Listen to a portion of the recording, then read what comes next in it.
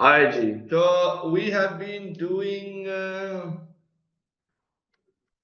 waves, right?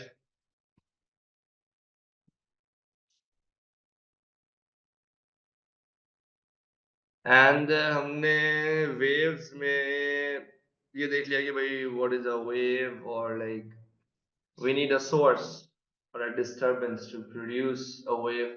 And what happens is whenever there is a disturbance, it causes the wave to propagate, means the energy gets transferred through a medium, if it's a mechanical wave. And what it does is it causes the particles on the way to oscillate, to vibrate. This oscillation exists as long as the energy is passing through it, and the oscillation stops when the energy has passed.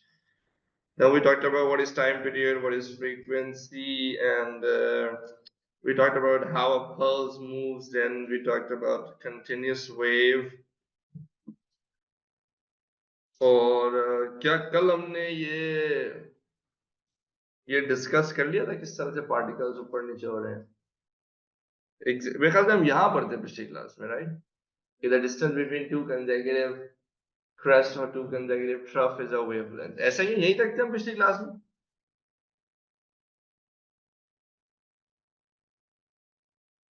तो आइए आज थोड़ी सी excitement को बढ़ाते हैं और थोड़ा सा आगे बढ़ते हैं.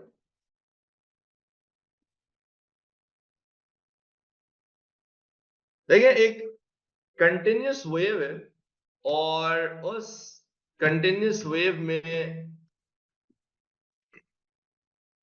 अभी एनर्जी बस यहां तक पहुंची है. ठीक है, यहां से एनर्जी निकली है. 3 पॉइंट से मार्क कर देता हूं.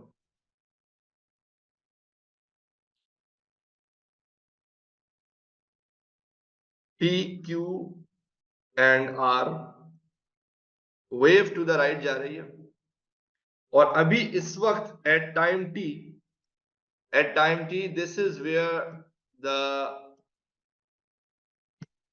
the wave is. अभी आपकी वेव यहां तक है. ठीक है, अब जैसे जैसे कोई कंटिन्यूस वेव है, जैसे जैसे वेव आगे आती जाएगी वैसे वैसे आगे के पार्टिकल्स भी ऑसिलेट करना शुरू हो जाएंगे. बट इस वक्त जो मेरा मेजर फोकस है वो इन 3 पॉइंट्स पे. इस वक्त point P is at mean position, point Q is at extreme position, and the point R is at the mean position. After 1/4 of the time period, यानी जो भी इस वेव का टाइम पीरियड है, जब इसका 1/4 of the time period further गुजर जाएगा तो ये वेव थोड़ी सी और आगे चलेगी. इस वक्त अगर आप पॉइंट्स को ऑब्जर्व करेंगे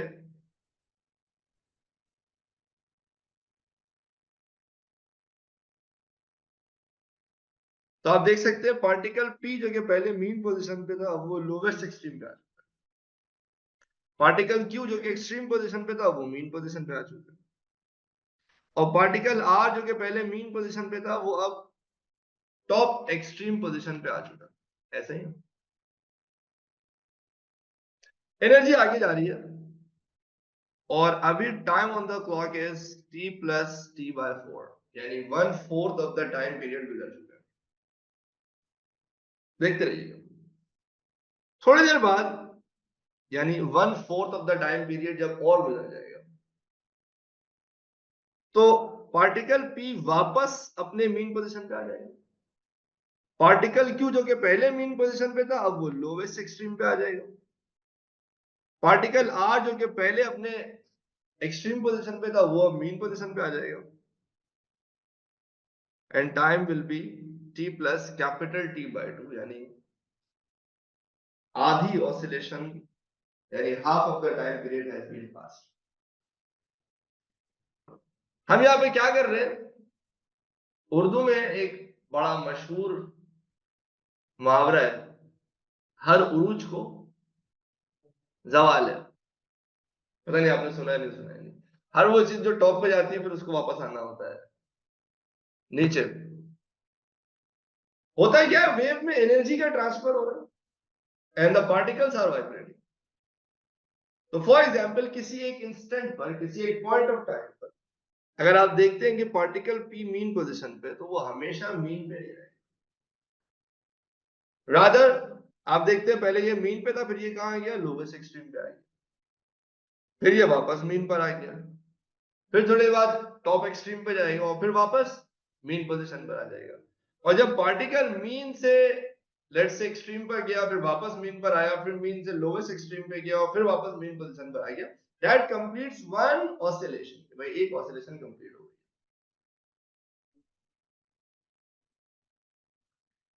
देखते रहिए, after further 1/4 of the time period, जबकि time will be t plus 3t/4, आप देख सकते हैं पार्टिकल p वापस मीन से एक्सट्रीम पोजीशन पर आ गया, q वापस मीन पर आ गया, r पहले मीन पर था, अब वो लोवेस्ट एक्सट्रीम पर आ गया, और एनर्जी आगे जाए जा रही है। याद रखिए, जब पूरा एक टाइम पीरियड, माफिक समय गुजर गया, जब time equal to the entire time period has gone, तो पार्टिकल p देखिए वापस मीन पोजीशन पे आ चुका है, q एक्सट्रीम पर है, r वापस मीन पोजीशन पर आ गया, और अगर आप गौर से देखें तो सब ने अपनी एक ऑसिलेशन कंप्लीट कर लिया। ऐसा ही देखें, दिस वाज पार्टिकल p जो कि मीन पर था, ये लोवेस्ट एक्सट्रीम पे गया, फिर मीन पर आया, फिर अपर एक्सट्रीम पे गया, फिर वापस मीन पर आया, इसने एक पूरा ऑसिलेशन कंप्लीट कर लिया। But at the same time p तो आपका सोर्स है ना, जहां से वाइब्रेशन आ रही है। अगर आप q को ऑब्जर्व करें, तो q was at extreme position, फिर वो कहां गया, मीन, फिर कहां गया, लोवेस्ट एक्सट्रीम, फिर कहां गया, वापस मीन, फिर अपर एक्सट्रीम। इसने भी टेक्निकली अपना एक पूरा ऑसिलेशन कंप्लीट कर लिया। अगर r की बात करूं, तो ये मीन पर गया, फिर अपर एक्सट्रीम, फिर मीन, फिर लोअर एक्सट्रीम, और फिर वापस, बोलो नो, वापस मीन पोजीशन। जब के समय पूरा एक टाइम पीरियड जितना गुजर चुका है, तो इट्स नॉट जस्ट पी जो कि उसी हाल में वापस आ गया, बल्कि क्यू भी उसी पोजीशन पे वापस आ गया, और आर भी उसी पोजीशन पे वापस आ गया। यानी जितनी देर में पी, यानी सोर्स ने अपना एक ऑसिलेशन कंप्लीट किया, उतनी देर में क्यू ने भी अपना एक ऑसिलेशन कंप्लीट कर लिया, और आर ने भी अपना एक ऑसिलेशन कंप्लीट कर लिया। क्या ये बात आप सबको समझ में आती है?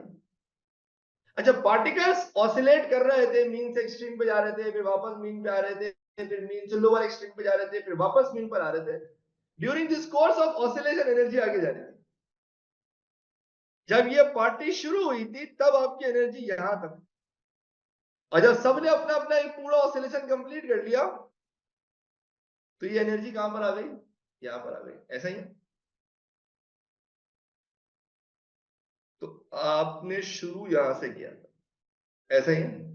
जब सारे पार्टिकल्स ने अपना एक ऑसिलेशन कंप्लीट कर लिया, तो आप कहां तक पहुंच गए, आप यहां तक पहुंच गए। मुझे एक सवाल का जवाब दें, जब सारे वाइब्रेटिंग पार्टिकल ने अपना एक ऑसिलेशन कंप्लीट किया है, तो एनर्जी ने कितना डिस्टेंस ट्रेवल, एनर्जी कितना आगे आ गई, व्हाट इज दिस डिस्टेंस? ये डिस्टेंस है ना, जो एनर्जी आगे आ गई, what do we call this distance? इस डिस्टेंस को हम क्या कहते हैं, कोई बता सकता है? वेवलेंथ। यही है ना, एक पूरी वेव का जो डिस्टेंस होता है, ये जो लेंथ होती है, उसी को आप वेवलेंथ कहते हो ना। इसका मतलब, अगर मैं आपसे कहूं कि व्हाट इज अ वेवलेंथ, तो आज के बाद कोशिश करना कि लोगों को वो थकी हुई डेफिनेशन ना बताओ। दो क्रश से क्रश का डिस्टेंस वेवलेंथ होता है, दो ट्रफ से ट्रफ का डिस्टेंस वेवलेंथ, गलत नहीं है, दो कंसेक्यूटिव क्रश के बीच का डिस्टेंस वेवलेंथ होता है, but the most beautiful way of defining what a wavelength is, क्या बोले, wavelength is the distance travelled by the energy in a time when the vibrating particle has completed its full oscillation. Vibrating particle जितने समय में अपना एक पूरा oscillation complete करता है, पूरा ऑसिलेशन का मतलब मीन से एक्सट्रीम, फिर वापस मीन, फिर लोअर एक्सट्रीम, फिर वापस मीन। उतनी देर में एनर्जी जो डिस्टेंस ट्रैवल करती है, that distance is what we call as the wavelength of the wave. कितने लोगों को मेरी ये बात समझ में आ रही है? भाई what happens in a wave? Wave में क्या होता है? एनर्जी आगे जाती है, पार्टिकल्स ऑसिलेट करते हैं, यही है ना? पार्टिकल ऑसिलेट करते रहेंगे जब तक कि एनर्जी प्रोपोगेट कर रही है उस मीडियम के थ्रू।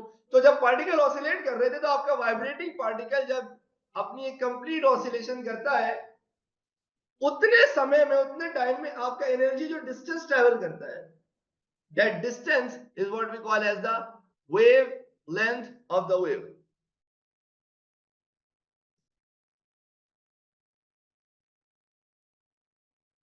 तो पहले तो कुछ अहम कंक्लूजन्स, वो ये कि after a time t which is the period of oscillation of p, the source, p आपका सोर्स है ना, तो टाइम t, कैपिटल T, जितनी देर में आपके सोर्स ने अपनी एक ऑसिलेशन कंप्लीट की, q has also completed one oscillation.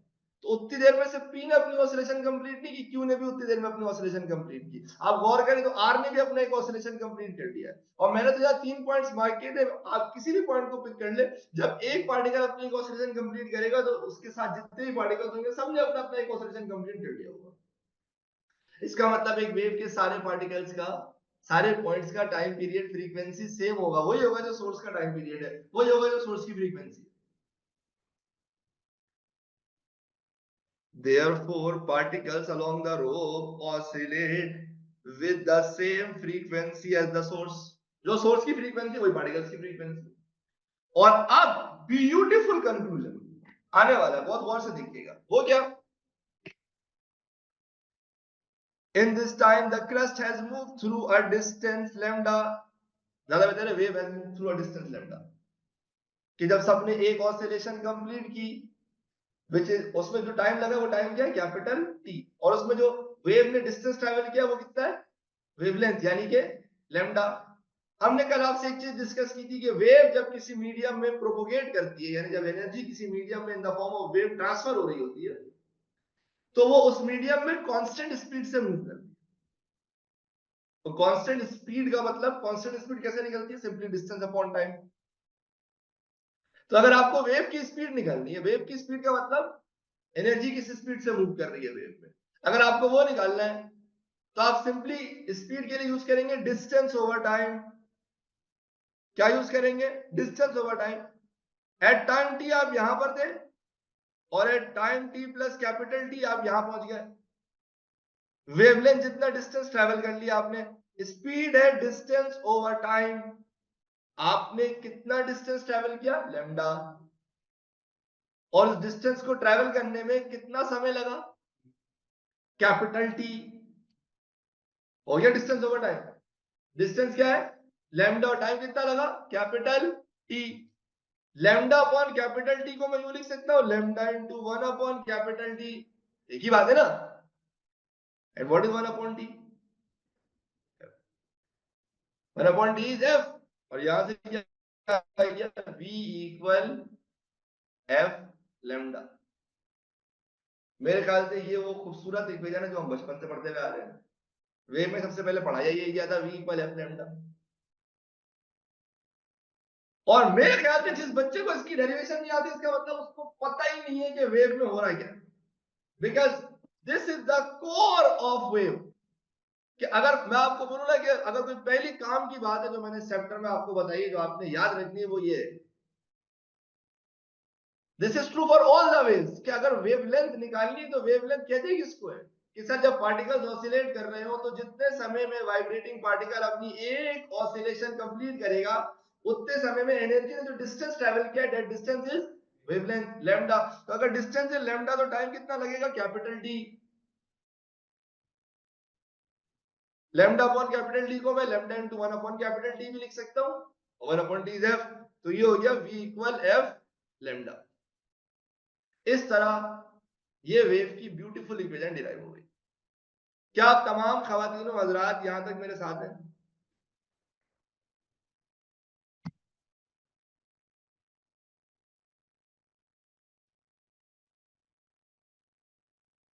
Can everyone please confirm on chat if you're all with me?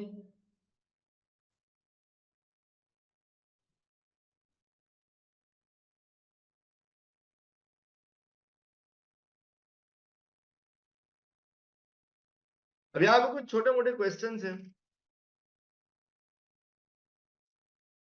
D'Souza कहते हैं सर एक ओवरव्यू दे दें, एक मिनट रुक जाओ, can you repeat. Sir energy ने अपना ट्रैवल एट टाइम टी पे शुरू किया, यानी एनर्जी तो ट्रैवल कर रही थी, मैंने स्टॉप वॉच टाइम टी पे स्टार्ट किया था, यानी मैंने कहा भाई अभी एनर्जी यहाँ पर है, उस वक्त मैंने स्टॉप वॉच ऑन कर दिया, लेट्स से उस वक्त टाइम था टी, फिर एनर्जी यहाँ तक पहुंच गई, तो वो टाइम था टी प्लस कैपिटल टी, यानी यहां से यहां तक का टाइम कितना आया, कैपिटल टी, और डिस्टेंस कितना है, lambda. Mikail Shah. Sir what this purple arrows are showing, ये डिस्प्लेसमेंट बता रहा है कि पी पहले मीन पे था, फिर नीचे आया, फिर ऊपर गया, फिर इधर गया, फिर वापस आया, ये कंप्लीट ऑसिलेशन है पी की।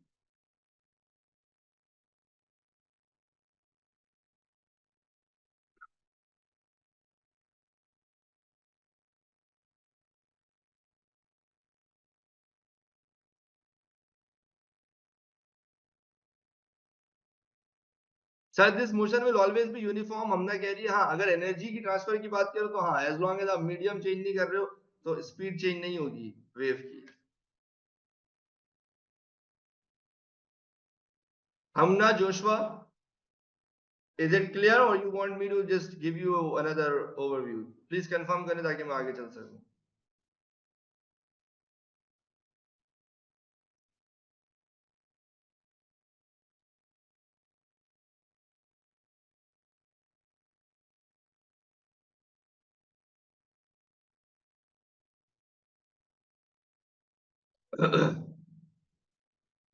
तो अब तक मैंने सिर्फ ये एक्सप्लेन किया कि भाई अभी लेट्स से मेरे पास एक कंटिन्यूअस वेव है जो कि अभी इस हाल में है, ठीक है, और अभी ये वेव आगे जानी है, अभी ये वेव यहीं तक पहुंची है, ये वेव मूव कर रही है टू द राइट, तो मैंने इसमें तीन पार्टिकल्स पकड़ लिए, पी क्यू और आर।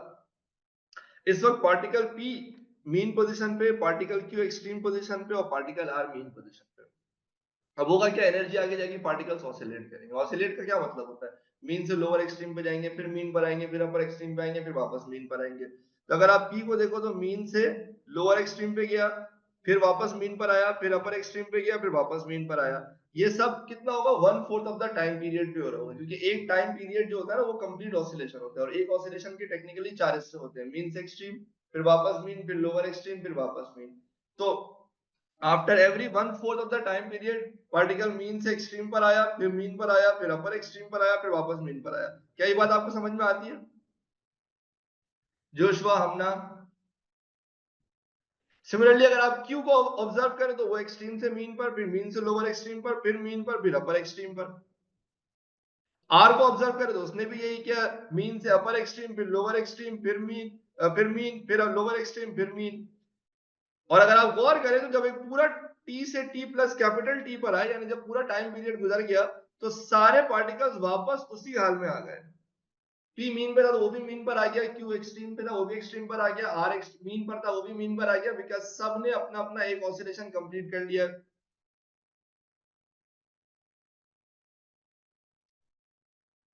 जब ये सारे पार्टिकल्स एक स्पेसिफिक पोजीशन पे थे, जब आपने टाइम टी पर स्टॉप वॉच ऑन किया था, उस वक्त आपकी एनर्जी यहां पर थी। फिर जब सारे पार्टिकल्स ने अपनी एक ऑसिलेशन कंप्लीट कर ली तो अब आपकी एनर्जी यहां आ गई। तो आपकी एनर्जी ने जो डिस्टेंस ट्रैवल किया वो डिस्टेंस कितना है, दैट इज वन वेवलेंथ, यानी लैम्डा जितना डिस्टेंस ट्रैवल कर लिया आपकी एनर्जी ने। तो आप कह सकते हो कि जब पार्टिकल्स अपना एक पूरा ऑसिलेशन कंप्लीट करते हैं उस वक्त जो एनर्जी ने डिस्टेंस ट्रैवल किया that is equal to wavelength, यानी कि लैम्डा।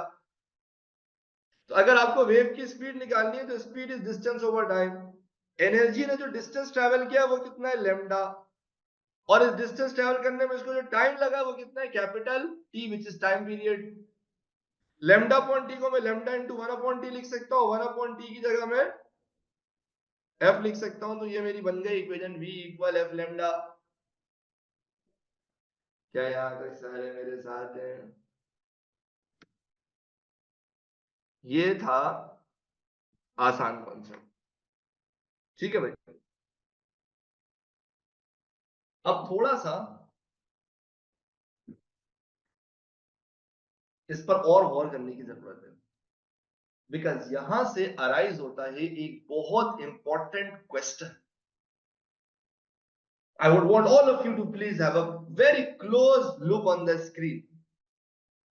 यहां पर एक बहुत वैलिड क्वेश्चन बनता है, और वो कॉन्सेप्ट समझना बहुत जरूरी है आगे के सारे टॉपिक्स को अंडरस्टैंड करने के लिए। वो क्या? वो ये कि सर आपने बड़े मजे से कह दिया कि हर उरूज को जवाल है और हर जवाल को उरूज है, मतलब वो पार्टिकल जो अभी एक्सट्रीम पे नजर आ रहे हैं वो थोड़ी देर बाद मीन पर होगा, और जो मीन पर है वो 1/4 ऑफ द टाइम पीरियड के बाद एक्सट्रीम पर होगा। यही बताया ना मैंने। अब यहां पे एक बहुत बड़ा क्वेश्चन है, there is a very important question. वो ये कि सर देखो, आपके पास ये पॉइंट क्यू था जो टाइम टी पर एक्सट्रीम पर था। आपने बोला 1/4 ऑफ द टाइम पीरियड के बाद ये मीन पर आ जाएगा। बहुत आसान। सर प्रॉब्लम ये है कि वो पार्टिकल जो मीन पर है उसने 1/4 ऑफ द टाइम पीरियड के बाद एक्सट्रीम पे जाना है। तो सर ये कैसे पता लगेगा कि जो पार्टिकल मीन पर है उसने अपर एक्सट्रीम पे जाना है या लोअर एक्सट्रीम पे जाना है?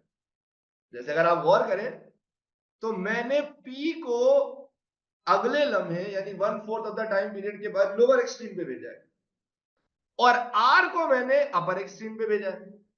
ऐसा ही है ना? सर क्या इसका उल्टा कर सकते हैं कि आप बोले यार एक काम करते हैं,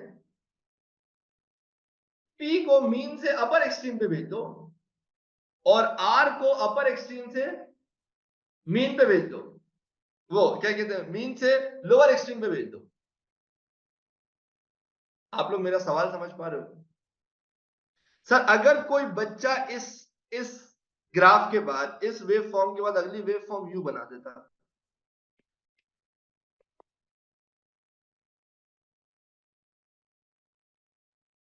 तो क्या ये वेव फॉर्म एक्सेप्टेबल होती? इसमें मैंने क्या किया है, पी जो कि पहले मीन पर था मैंने उसे कहां भेज दिया? अपर एक्सट्रीम पे। और आर जो कि पहले मीन पे था उसे मैंने कहां भेज दिया? बोलो नो, लोअर एक्सट्रीम पे। तो सर क्या ये एक्सेप्टेबल है?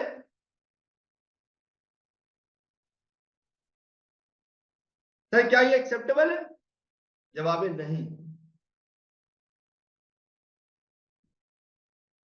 तो सर हमें कैसे पता लगेगा? जैसे आपने तो ठीक है पी को नीचे भेज दिया और आर को ऊपर भेज दिया, हमें कैसे पता लगेगा कि किसको नीचे भेज दिया और किसको अगले इंस्टेंट पे हम एक्सपेक्ट करेंगे ये मीन से अपर एक्सट्रीम पे जाएगा?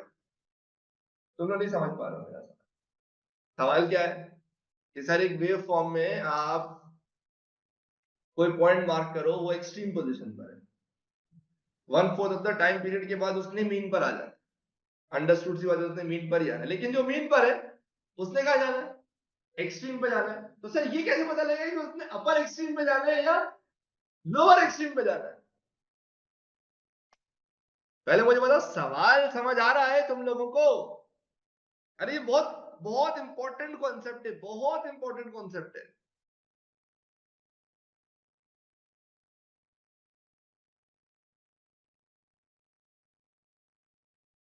आइए आपको इसका जवाब। बोलो ना, बुद्धि में सवाल उतर रहा है, अब जवाब दे। मैं आपके सामने एक वेव बनाता हूं, मैं कहता हूँ t=0 पे ये वेव ऐसी है, इस वेव में अब बता दो t=t/4 पे ये वेव कैसी दिखेगी? कंटिन्यूअस वेव है, और मेरे पास 3 पॉइंट्स मार दिए मैंने, p q r। 1/4 of the time period के बाद अभी p कहां पर है? एक्सट्रीम पर है। कहां जाना है उसने? मीन पर। r कहां पर है? मीन पर है। लोअर एक्सट्रीम पे उसने कहा जाना है? मीन पर। प्रॉब्लम कहां आएगी? मालिक क्यों को कहां लेके जाए?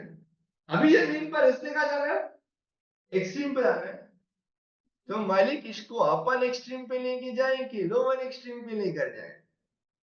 Do you understand what I am trying to say? Sir आप इस सवाल का जवाब उस वक्त तक नहीं दे सकते जब तक कि आपको ये ना गिवन हो कि आखिर एनर्जी कहां ट्रांसफर हो रही है, यानी वेव की डायरेक्शन क्या है। जैसे इस केस में गिवन है कि भैया हमारी वेव कहां जा रही है, टू द राइट जा रही है, ऐसा ही है ना। अब गौर से सुनिएगा मैं क्या कह रहा हूं। तरीका ये है, तरीका ये है सर कि इस तरह की सिचुएशन में सबसे पहले आप बनाते हैं wave form. What is a wave form? Wave form ये है कि सर आप एक कंप्लीट वेव ऐसे ड्रॉ कर लें, एक कंप्लीट वेव ड्रॉ कर लें, ठीक है। और क्योंकि एनर्जी जा रही है इस तरफ, टू द राइट, तो ये जो वेव फॉर्म है ना, इसको आप पुश करें टू द राइट। कहां पुश करें? To the right. अब टू द राइट पुश करने का मतलब पता है क्या है? ये देखो, ये आपने वेव फॉर्म बनाई, ये आपने वेव फॉर्म बनाई, एक कंप्लीट वेव बना लो और फिर उसको धक्का मारो आगे, क्योंकि वेव आगे जा रही है ना। जब तुम उसको धक्का मारोगे ना तो वो ऐसे आगे चले जाएगी। ये पूरा wave form as it is क्या करो, आगे करो। और फिर जैसे चल रहा है वैसे चलने दो। क्या मतलब? मतलब ये कि फिर इस वेव को कंप्लीट कर दो। कंप्लीट कैसे करोगे? इसके बाद क्या यूं चले जाएंगे? नहीं ना। इसके बाद कैसे जाएंगे? यूं ही जाएंगे ना। और इसके बाद कहां? यहां जाएंगे? नहीं ना। कहां जाएंगे? यूं ही जाएंगे ना। तो क्या करो, वेव को कंटिन्यू कर दो। अब जरा देखो, पी यहां आ गया, क्यू कहां गया? बोलो ना। ऊपर गया। ये तो सर हमें पता था कि आर और पी ने तो, क्योंकि एक्सट्रीम्स पे थे, इन्होंने मीन पर आना ही है। क्यू की पंगा था ना, क्यों समझ में आ रहा था कि ऊपर जाएगा कि नीचे जाएगा? सर ऊपर जाएगा। ये आप रट्टा नहीं मारोगे। आप कैसे करोगे? आप बोलोगे टेंशन नहीं है, पहले मेरे को बताओ मेरी वेव फॉर्म कहाँ है। आपने एक वेव फॉर्म बनाया, फिर आप बोलो ये बताओ एनर्जी कहाँ जा रही है। क्वेश्चन में दिया हुआ एनर्जी जा रही है टू द राइट, तो आप उसको धक्का करोगे, पुश करोगे, भाई आगे चले जाओ। कितना आगे चले जाओ? T/4 जाना है ना, तो λ/4 आगे ले जाओ। यानी आप यहां पर देखो, ये यहां पर थी ना वेव, इसको आपने क्या कर दिया, आगे पुश कर दिया। किसको? ये जो पूरी वेव थी ना, इसको आपने क्या कर दिया, ये देख रहे हो, ये आगे चली गई। बोलो नो। समझ आ रही है बात? कितने लोगों को मेरी बात समझ आ रही है? Just right all clear on chat.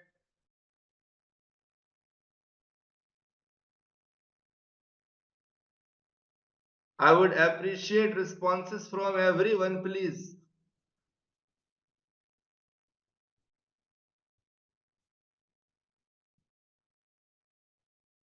हाँ, अगर 1/4 ऑफ द टाइम पीरियड है तो λ/4 पुश कर देना।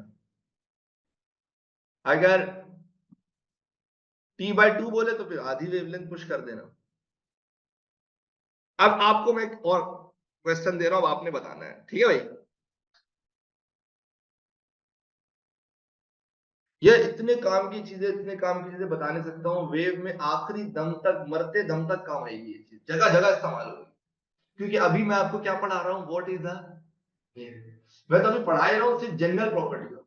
ये जितनी दबंग समझ आएगी ना, आगे मुश्किल टॉपिक से बच्चों वाले लगने शुरू हो जाएंगे, क्योंकि आपके फंडामेंटल अभी ए मीन एक्सट्रीम पर है और सी भी एक्सट्रीम पर है। एक लोअर एक्सट्रीम पे, एक अपर एक्सट्रीम पे, दोनों मीन पर आ जाएंगे।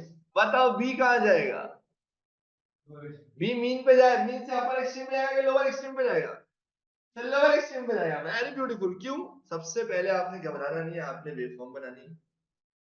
और फिर वेव कहां जा रही है? टू द राइट जा रही है, फिर you will push it to the right.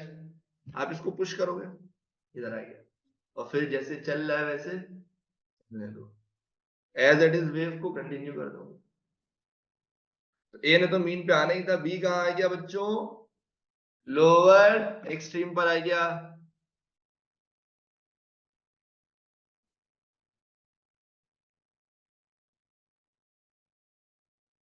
क्या सारे मेरे साथ हैं? और इसके अलावा कोई भी दूसरा तरीका अगर तुम्हारे दिमाग में आ रहा है ना शॉर्टकट, वो नहीं अप्लाई करना।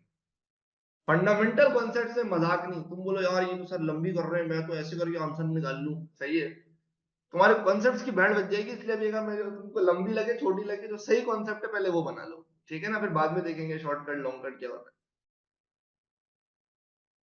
इसका जवाब दो।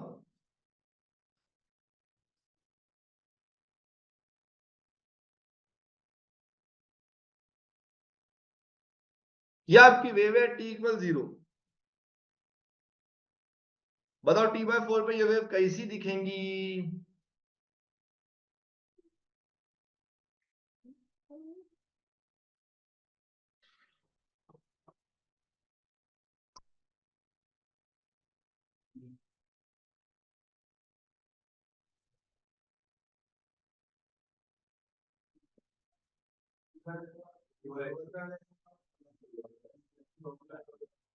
क्यों आगे जाएंगे, ऊपर जाएंगे, नीचे आएगा?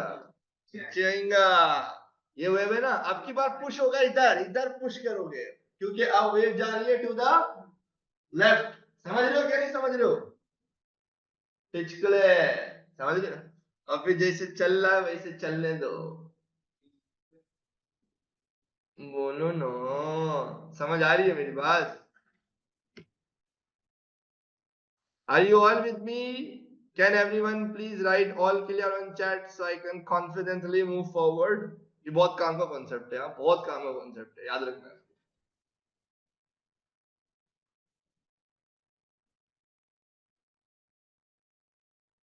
सर ये लेफ्ट साइड वेलोसिटी वाला समझ नहीं आया। देखो मेरी बात सुनो ना, वेव इधर जा रही है ना, तो ये जो आपने वेव फॉर्म बनाया ये समझ में आ रहा है मिकाइल? नहीं, साइन कॉस जिसको भी पुश कर दो कोई फर्क नहीं पड़ता। मुसाब मुजम्मिल, ये समझ में आ रहा है? तुमने वेव फॉर्म बनाया, अब एनर्जी कहां जा रही है? टू द लेफ्ट, तो वेव को पुश करोगे टू द लेफ्ट, तो ये पूरी वेव फॉर्म इधर आ गई ना। मुसाब मुजम्मिल,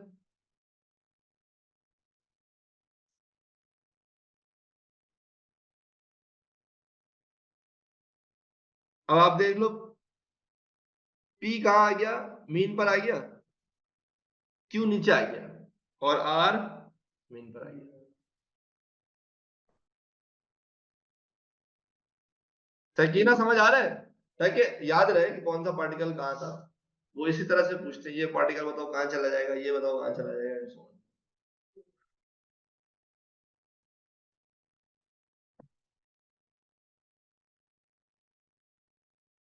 हाँ हाँ, किसी को भी पिक कर लो, जो सामने कॉस बन रहा हो, साइन बन रहा हो, पकड़ के उसको पुश कर दो। सही है भाई। हमारे पास रह गए 12 मिनट।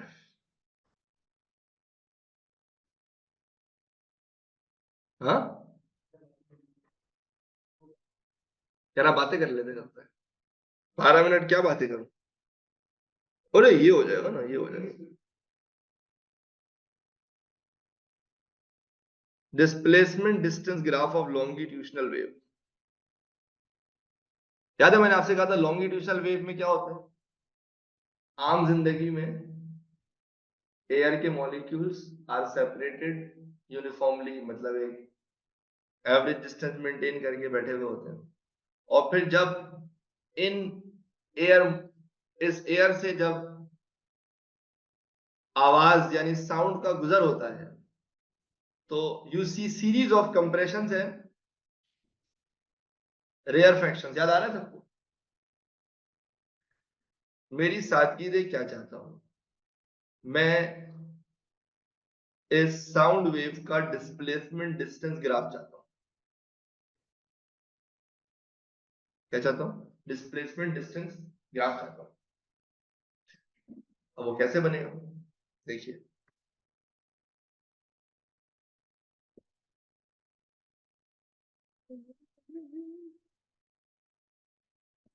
पहले तो इस चीज को समझे कि ये जो पार्टिकल है ये कंप्रेशन है और ये रेयर फ्रैक्शन। पहले तो एक चीज ध्यान में डाल लें कि कंप्रेशन का सेंटर और रेयरफेक्शन का सेंटर दोनों जीरो डिस्प्लेसमेंट पर होते हैं। जीरो डिस्प्लेसमेंट का मतलब पहले यहां था अभी भी वही है, रेयरफेक्शन भी पहले जहां था अभी भी वही है। तो कंप्रेशन का सेंटर और रेयरफेक्शन का सेंटर दोनों कहां पर होंगे? जीरो डिस्प्लेसमेंट पर होंगे। पहले तो ये जान लें। ये है कि ये पार्टिकल पहले कहां था और अब कहां है। आप देख सकते हो कि this particle has moved a good displacement, अच्छा खासा आगे गया, ये यहां से आगे चला गया।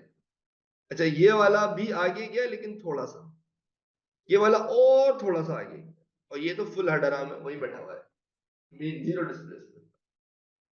तो यहां से लेकर यहां तक के जो पार्टिकल्स हैं उनका डिस्प्लेसमेंट है टू द राइट।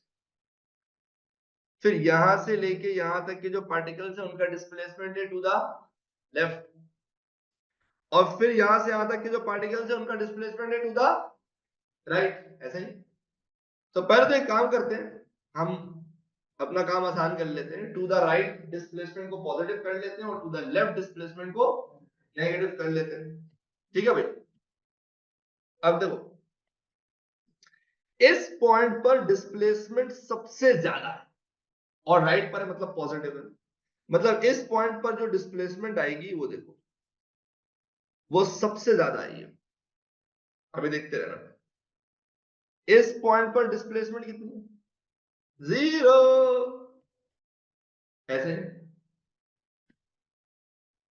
इस पॉइंट पर डिस्प्लेसमेंट कितना है? अगेन सबसे ज्यादा, लेकिन टू द लेफ्ट।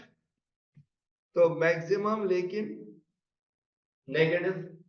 ये पॉजिटिव डिस्प्लेसमेंट है और ये नेगेटिव डिस्प्लेसमेंट। इस पॉइंट पर डिस्प्लेसमेंट क्या है? जीरो। वाह वाह। इस पॉइंट पर डिस्प्लेसमेंट क्या है? अगेन मैक्सिमम और पॉजिटिव। मिला दीजिए, क्या बन जाएगा? डिस्प्लेसमेंट डिस्टेंस का ग्राफ बन जाएगा। क्या बन गया? डिस्प्लेसमेंट डिस्टेंस का ग्राफ बन गया। देखो मैंने आपसे पिछली क्लास में कहा था ट्रांसवर्स वेव बहुत आसान है। ट्रांसवर्स वेव में क्या होगा, आपकी वेव दिखती है ऐसी है, आप उसी वेव का फोटो खींच लो, उसी की तस्वीर खींच के दो एक्सिस बना लो, बोलो वाई एक्सिस एक्स एक्सिस, खत्म। और बोलो यही यही जो वेव है ना यही मेरा ग्राफ है, डिस्प्लेसमेंट डिस्टेंस ग्राफ। लेकिन लॉन्गिट्यूडनल ऐसे थोड़ी दिखता है, वो तो ऐसे ऐसे मूव कर रहा होता है, ऑसिलेट कर रहा होता है। लेकिन ग्राफ तो भैया उसका भी ऐसे ही बनेगा ना। नहीं समझ आ रहा है? अरे जी खतीजा आप कुछ पूछना चाह रही हैं, एक मिनट आपका माइक अनम्यूट करते हैं, बोले भैया। सर मैंने ये पूछना था कि जब एनर्जी फॉरवर्ड मूव कर रही है सो कंप्रेशन में भी एंड रियर फ्रिक्शन में भी लाइक एरोज बैकवर्ड क्यों आ रहे हैं, क्योंकि एनर्जी तो आगे जा रही है नहीं नहीं, लेकिन असल में लॉन्गिट्यूशन में एनर्जी तो आगे जाती है बट पार्टिकल तो ऑसिलेट करते हैं ना, तो वो आगे पीछे दोनों होंगे ना, पैरेलल ऑसिलेट कर रहे हैं। एनर्जी तो आगे जा रही है, पार्टिकल अगर सिर्फ आगे जाएगा तो पार्टिकल भी आगे चला जाएगा। पार्टिकल तो ऑसिलेट कर रहा है, तो पार्टिकल पर यूं ही है और एनर्जी आगे जा रही है।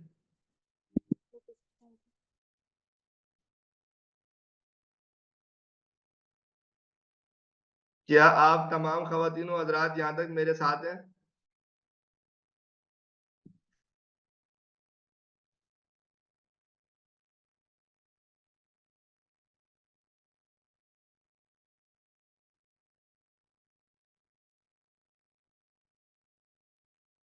Distance is the distance the energy has travelled. जी हम ना बोले, एक मिनट, बोलो बेटा, just ask you to unmute. Sir मुझे बस एक चीज़ कंफर्म करनी है, ये पार्टिकल्स ऑसिलेट कर रहे हैं मगर जो एनर्जी का पाथ है वो फॉरवर्ड डायरेक्शन में जा रहा है, इसीलिए दोनों की जो स्पीड है वो डिफरेंट है। हाँ जाहिर सी बात, एनर्जी तो कांस्टेंट स्पीड से आगे जाए जा रही है, एनर्जी को फर्क नहीं पड़ रहा पार्टिकल कैसे नाच रहा है, पार्टिकल आगे जा रहा है पीछे जा रहा है, एनर्जी आगे ही जा रही है, ओके सर, थैंक यू। और वो भी कांस्टेंट स्पीड के साथ। किसी ने बोला सर ये प्लॉटिंग दोबारा समझा दे, अभी समझा देते हैं। जोशवा देखो बेटा, तो भाई ये आपको समझ में आता है, जो ये कंप्रेशन है और ये रेयरफेक्शन। कंप्रेशन का जो सेंटर है ना वो जीरो डिस्प्लेसमेंट पर है, और रेयरफेक्शन का सेंटर भी जीरो डिस्प्लेसमेंट पे। पहले भी यही था अभी भी वही है, पहले जीरो डिस्प्लेसमेंट मार्क करना समझ में आ रहा है। डिसोजा,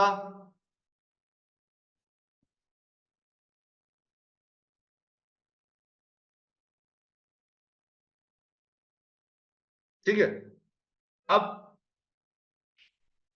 क्या आपको ये समझ में आ रहा है कि ये जो पार्टिकल है ये टू द राइट डिस्प्लेसमेंट हुआ है, डिस्प्लेस हुआ है, और ये टू द लेफ्ट डिस्प्लेस हुआ है, और हमने टू द राइट को पॉजिटिव लिया हुआ है, तो इसलिए मैंने इस पार्टिकल को पॉजिटिव मार्क किया है और इसके डिस्प्लेसमेंट को उतना ही लेकिन नेगेटिव मार्क किया है। सिमिलरली ये भी टू द राइट है ना, ये भी पॉजिटिव है, तो मैंने इसको भी पॉजिटिव मार्क किया। तो अब इन सारे पॉइंट्स को मिलाओगे तो क्या बनेगा, बन गया डिस्प्लेसमेंट डिस्टेंस ग्राफ।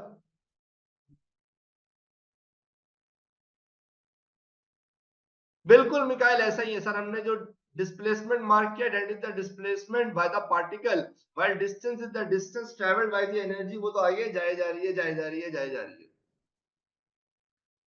बिल्कुल। अब तुमको ये कितना समझ में आया है ये पता लगेगा एक छोटा सा एमसीक्यू करा के।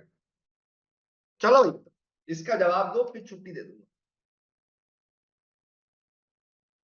मजा आ गया आज पढ़ा के। मुश्किल कॉन्सेप्ट था बट अच्छा समझ लिया तुम लोगों ने।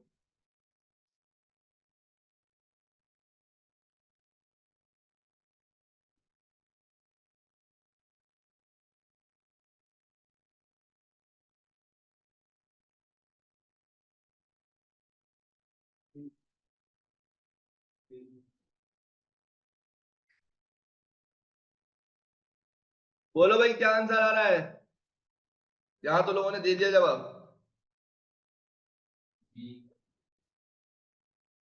या ग्रुप पे मैसेज कर दो, कोई भी सेंड कर देगा लारे। मेरे ख्याल से ये बहुत आसान है, B is the correct answer. बस इसमें एक चीज करना, बस एक चीज का ध्यान करना, रट्टा नहीं मारना। मैंने देखा बच्चे रट्टा मार लेते हैं। बच्चे क्या रट्टा मारते हैं? बच्चे कहते हैं भाई ये कंप्रेशन याद कर लो, ये रेयर फ्रैक्शन। अगर रट्टा मारने की तो बस याद कर लो कि कंप्रेशन का सेंटर जीरो डिस्प्लेसमेंट है और रेयर फ्रैक्शन का सेंटर भी जीरो डिस्प्लेसमेंट है, लेकिन रट्टा नहीं मारो। क्यों? देखो मैं बिल्कुल मानता हूं ये कंप्रेशन है और ये रेयर फ्रैक्शन है। आपको कंप्रेशन का सेंटर चाहिए तो दिस इज कंप्रेशन का सेंटर। इसमें जो सबसे इंपॉर्टेंट चीज है ना वो ये है कि उन्होंने displacement to the right positive लिया हुआ है और displacement to the left negative लिया हुआ। उन्होंने वही साइन कन्वेंशन फॉलो किया जो हमने फॉलो किया था, तब तो ये क्वेश्चन आसान हो गया। बट अगर साइन कन्वेंशन उल्टी हो जाती तो उनके हाथ में है ना, वो बोले यार displacement to the right negative है और टू द लेफ्ट पॉजिटिव है, फिर शायद D would be the correct answer. समझ रहे हो ना? तो रट्टा नहीं मारना, लाइक साथ में कॉन्सेप्ट थोड़ा सा बना के रखना कि आखिर किस तरह से ये ग्राफ बन रहे हैं।